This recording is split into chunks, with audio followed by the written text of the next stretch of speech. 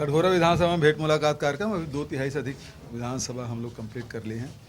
अब जो खासकर जो जंगल वाला एरिया है कटघोरा वगैरह निपटने के बाद अब बहुत कम ऐसी विधानसभा हैं जो जंगल से रिलेटेड होंगे। अब केवल मैदानी हिस्सा बच जाएगा, जिसमें बिलासपुर, रायपुर, दुर्ग, बस इसी संभाग के कुछ ज़िले के कुछ विधानसभा हो गए हैं, कुछ बचे हैं, उसको कंप्लीट करना है। मुख्यमंत्री जी निजी नगर का शुरू से ही आप विरोध कर रहे हैं, निजीकरण का बात को उठाया है कि केंद्र को पत्र लिखी, अगर केंद्र नहीं मानती है तो आगे का एक्सटेंड क्या रहेगा आपका?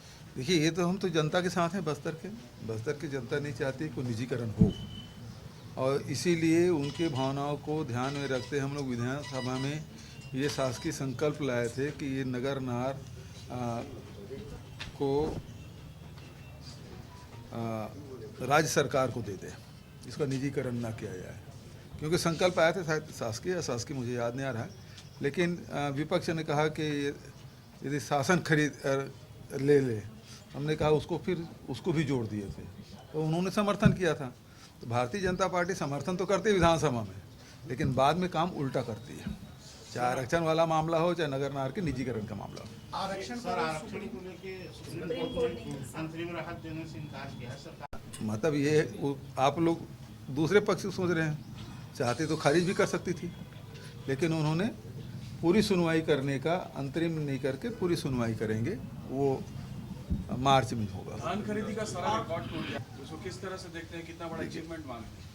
देखिए, हमारी सरकार बनने के बाद जो किसानों के लिए हम लोगों ने जो कार्यक्रम किया, और उसके कारण से लोग जो खेती से विमुख हो गए थे वो फिर से लौटे। 15 लाख से बढ़ के 24-25 लाख किसान, अभी तक 22 लाख से अधिक किसान धान बेच चुके हैं, जबकि भारतीय जनता पार्टी के शासनकाल में 15 लाख किसान धान बेचते थे। तो ये 9 लाख 10 लाख किसानों को बढ़ना 4 साल में, हर साल मतलब 2.5 लाख एवरेज में, कृषकों की संख्या में वृद्धि, रकबा में वृद्धि, और धान खरीदी 50-60 लाख मीट्रिक टन से कभी ज़्यादा खरीदते नहीं थे लोग। पहले साल हम लोग 84 लाख खरीदे, फिर 92 लाख खरीदे, फिर 98 लाख, और इस साल तो 98 लाख का भी ब्रेक, वो भी रिकॉर्ड टूट गया। तो लगातार कृषि लाभदायक धंधा यदि है तो छत्तीसगढ़ में है। जो केंद्र सरकार कहती थी, भारतीय जनता पार्टी के लोग कहते कि हम आय दोगुनी करेंगे, वो लोग तो खर्चा दोगुना कर दिए, हम लोग सच में आय दोगुना कर दिए। इसी पे आरोप है कि सारा पैसा केंद्र, ये कौन सा पैसा केंद्र का है बताइए भला? वो सांसद जी हैं, सांसद जी को कोयला का रॉयल्टी का पैसा 4,177 करोड़ रुपए बचा है, वो दे दे। हमारे सेंट्रल एक्साइज का पैसा दिला दे, जीएसटी का पैसा दिला दे, तो वो तो दिलाते नहीं। ट्रेन है वो बंद करा दे, उस समय मुंह बंद रहता है, और बिलासपुर से ही बंद होता है ट्रेन, सारे ट्रेन रद्द कर दिए गए, लेकिन एक बार भी अरुण साहू जी एक शब्द नहीं बोले। केंद्र सरकार ने कौन सा पैसा दे दिया, कौन सा हिस्सा भाई? जो सब राज्यों को मिलता है वो मेरे को मिलता है क्या? यहाँ का कोयला, छत्तीसगढ़ कोयला पूरे देश भर में जाके उजियारा नहीं फैला रहा है, सबके घरों में प्रकाश नहीं पहुँचा रहा है, तो छत्तीसगढ़ का योगदान नहीं है? हम तो जिस समय लॉकडाउन था उस समय भी कोयला खदान बंद नहीं होने दिया, सारी ट्रेन चलने दिए।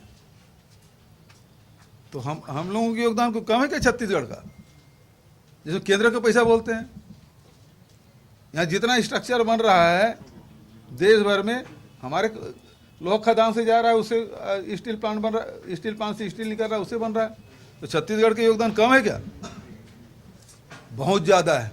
जितना दे रहे हैं, जितना हमारा अधिकार है, उससे कम मिल रहा है। सर एक क्वेश्चन और सर, किरण रिजिजू ने पत्र लिखा है सीजेआई को। इसका मतलब ये है कि न्यायपालिका में हस्तक्षेप, यही बात तो राहुल गांधी कह रहे थे। जितने भी हमारे संस्थाएं हैं उसको कमज़ोर कर रही भारतीय जनता पार्टी। यही उदाहरण देख लीजिए, राज्यपाल इसलिए दस्तखत नहीं कर रही कि कोर्ट में नहीं टिकेगा, वो उसको कैसे मालूम?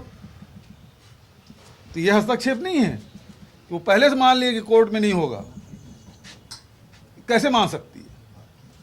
तो ये बताता है कि आप दूसरे, चाहे कार्यपालिका है, विधायिका है, न्यायपालिका है, तो उसको सबको कंट्रोल में रखो। क्योंकि लोकसभा में बोलने दे रहे हैं, कहाँ से राहुल जी पैदल चल रहे हैं? न्यायपालिका कंट्रोल में करना चाहते हैं, जहाँ सरकारें नहीं है उसे राज्यपाल के राजभवन के माध्यम से उसको कंट्रोल करना चाहते हैं। अभी जितने राज्यों में देख लीजिए वही हालत है। सर सिक्योरिटी रीजन से राहुल गांधी की रही है कि जम्मू कश्मीर आप नहीं जा सकते सिक्योरिटी रीजन से, पहले तो कोरोना बता रहे थे, और दिल्ली में तो दिल्ली की पुलिस केंद्र सरकार की पुलिस है, वहाँ कौन सी सुरक्षा दे दी ये लोग? दिल्ली में किस प्रकार से व्यवहार हुआ, आखिर हमारे इंचार्ज जनरल सेक्रेटरी को लिख के देना पड़ा कि यहाँ सिक्योरिटी नहीं था। तो जब आप 370 हटा दिए तो सिक्योरिटी क्यों नहीं है भाई वहाँ? 2 साल हो गया 370 हटाया, आप तो अमन चैन हो गए, अब क्यों सिक्योरिटी नहीं देंगे? तो आप पद यात्रा को रोकना चाहते हैं, उसे घबराए हुए हैं, इसका से किसी कोई न कोई बहाना। एक दिन मास्क लगा के पूरे मंत्रिमंडल के लोग और भारतीय जनता पार्टी सांसद सब पहन के चल दिए, कोरोना फैल गया। और चिट्ठी लिखा किसको? राहुल गांधी जी को, स्वास्थ्य मंत्री, कि ये आप कोरोना हो गया है, इसका से आप पद यात्रा रोक दीजिए। और उसके दूसरे दिन बाद कहीं नहीं। तो ये स्थिति है इनकी। Thank you.